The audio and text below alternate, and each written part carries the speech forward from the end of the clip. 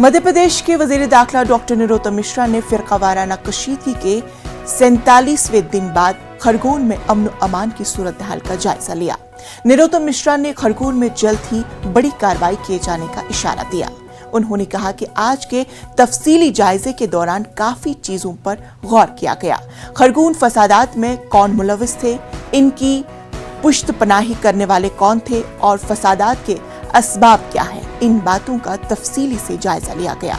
वजीर दाखिला ने खरगोन के बस्तान नाका और जीतापुर में 2 नए पुलिस स्टेशनों की मंजूरी की बात कही है। इसके अलावा उन्होंने निमाड़ जोन में एक बटालियन फराहम करने का भी ऐलान किया। आज समीक्षा में विस्तार से गहन अध्ययन कर लिया।